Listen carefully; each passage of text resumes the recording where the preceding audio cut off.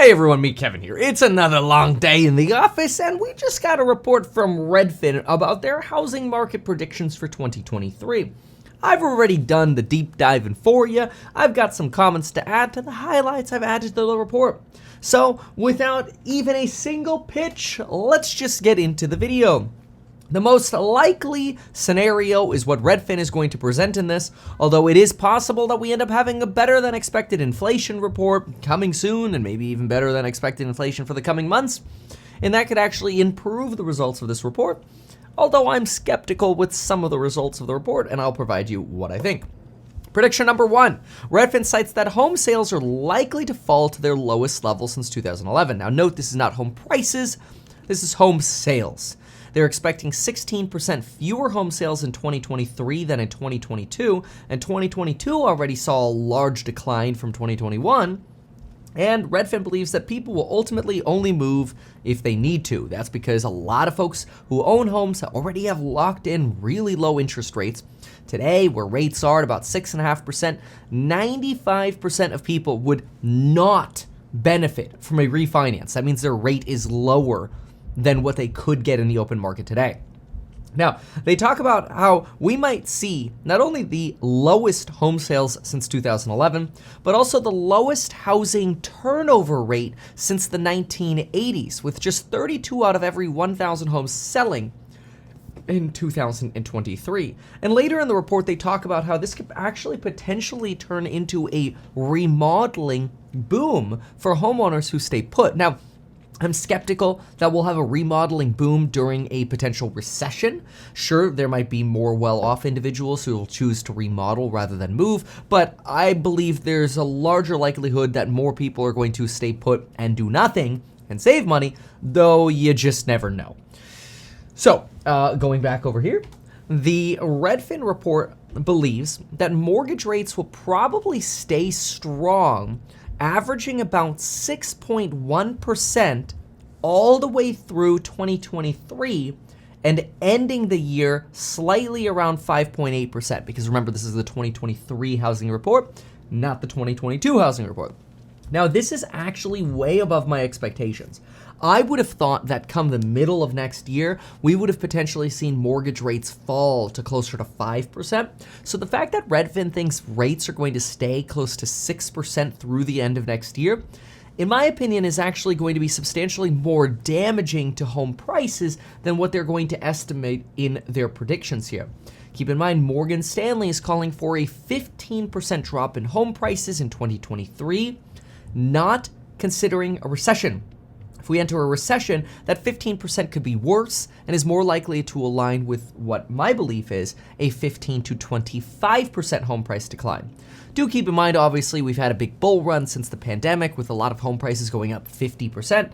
So, hey, look, if you had a $100 house that's now worth $150, and then you have a 25% decline off of $150, that still puts you at $112. Still puts you above where we were right before the pandemic. But getting close to those 2019 levels, or at least in line with 2019 levels, is my belief of where we're heading, but I'll show you what Redfin thinks as well.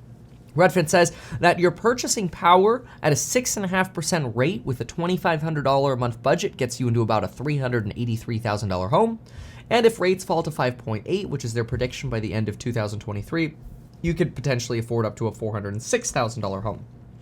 They also mentioned that if inflation proves stubborn, it's possible that rates could stay elevated even higher and longer, but they're still guiding for around 6%.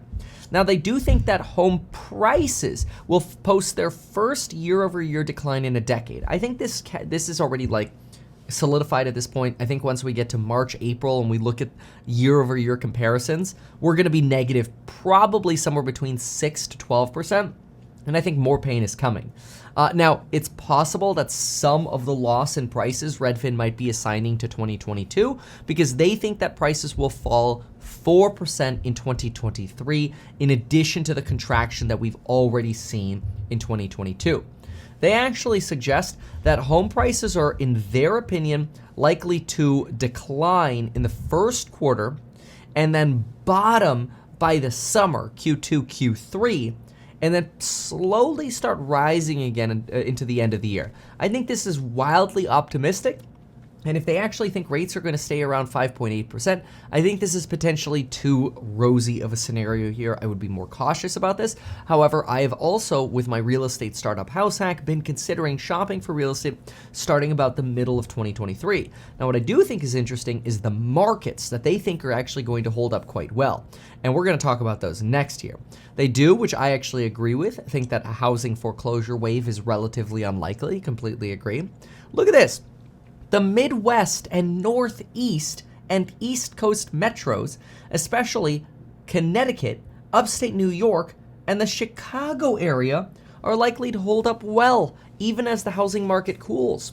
They make this argument that there is not going to be another Austin, and even Austin's not going to be Austin. That areas like Boise and Austin and Tampa, Florida, that were hot during the pandemic, probably won't actually be hot, as hot at least, during the next housing boom, and that there could be better opportunities basically trying to promote home values and people moving to areas like Illinois or Connecticut for Gen Zers and individuals who can work from home and work remotely, which they think is going to be a big part of the next decade. Now, I found this very interesting because they find these areas have a good balance of affordability. They missed out on that pandemic run-up and that crazy boom time during the pandemic. But I also noticed that most of these areas are in much cooler areas. They're actually not in the Sun Belt or in the South. In fact, they're all basically above the cooler areas, or warmer areas. They're in cooler areas. Lake County, Illinois, Chicago, Illinois, Milwaukee, Wisconsin, Albany, New York, Baltimore, Maryland, Elgin, Illinois, Rochester, New York, Pittsburgh, Pennsylvania, and New Haven, Connecticut, as well as Hartford, Connecticut. I actually thought this was very, very insightful. And personally, I'm actually interested in traveling to all of these markets to explore them for myself to see what my thoughts are on these markets. So we'll see. On the other end of the spectrum, they say here, we expect prices to fall the most in pandemic migration hotspots like Austin, Boise, Phoenix, and of course other areas. They also say that expensive West Coast cities are likely to see outsized price declines because of stumbling tech stocks and a shift to remote work, pricing people out of these markets. I thought that was very interesting.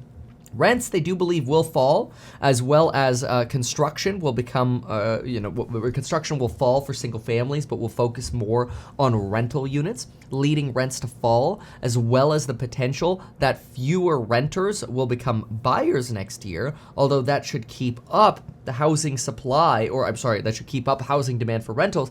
They actually believe that people might become reluctant to sell their homes, even homes that they've moved out of. And instead, homeowners may just rent out their homes rather than sell because they don't want to lose the low interest rate they have. This is a very interesting argument. It could actually bode well for Airbnbers.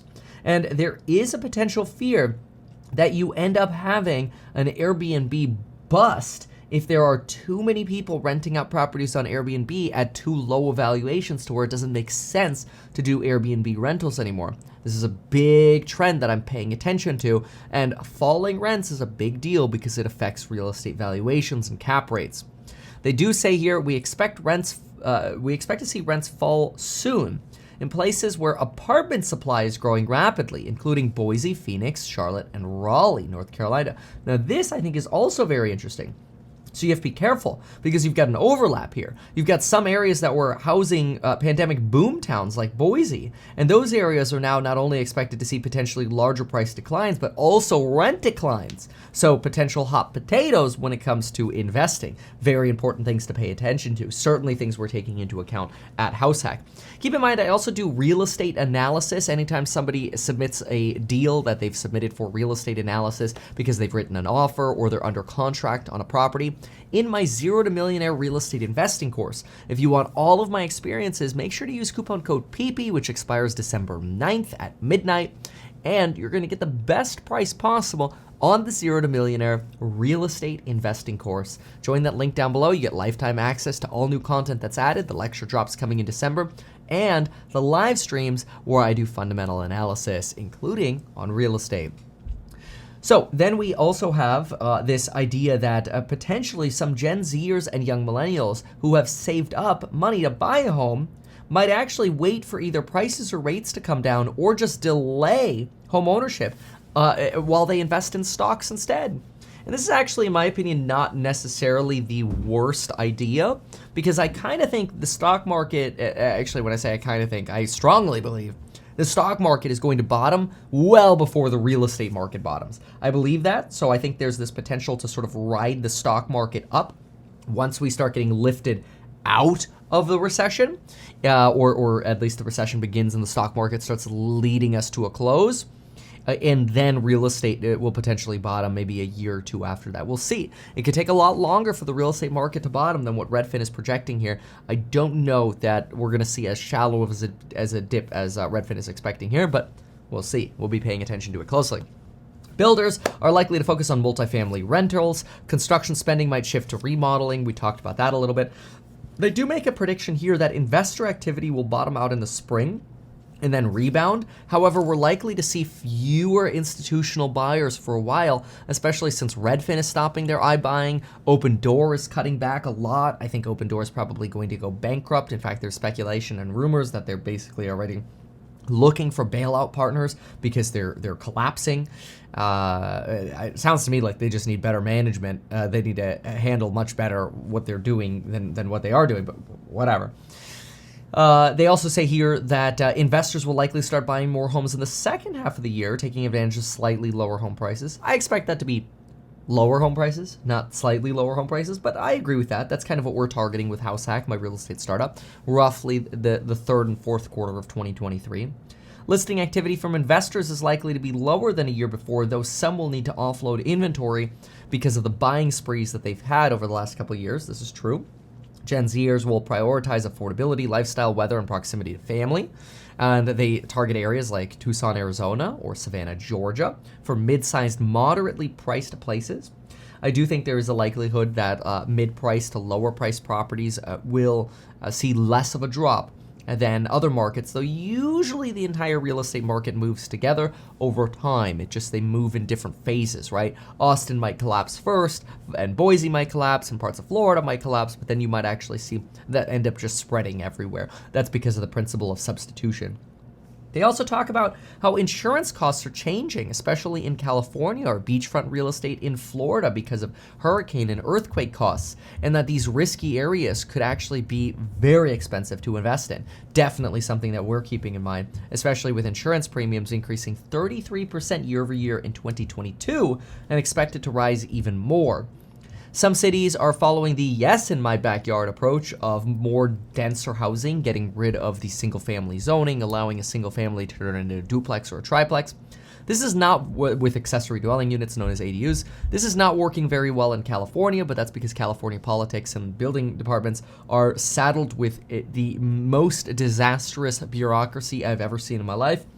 But in areas like Portland, Oregon, or Minneapolis, maybe you have a little bit of a better opportunity to see some conversions from single families to multifamily, and those could actually create opportunities for cash flow. Think about it. If you could get a really good wedge deal on a single family home in, let's say, Minneapolis, and then you're able to turn the garage into an ADU, you could substantially increase the cash flow that you're getting per the investment that you're making. So some real opportunities there. So you better have really good architects and know that law and the building and safety departments like the back of your hand. And personally, I recommend you buy a place, you renovate it, you rent it out. While you rent it out, that's when you submit building plans to see if you can turn something into an ADU. That way you don't have a vacant property waiting for the city. Instead, you have a project that's under review while you already have income coming in. Redfin goes on to suggest that buyer agent commissions will actually likely rise slightly as potentially thousands of real estate agents leave the industry in 2023. I expect this to happen. I expect this to hurt companies like Redfin and EXPI, companies that potentially have a little bit more of a discount reputation to them. And you're going to see more of that sort of full service premium real estate broker become very valuable in this environment.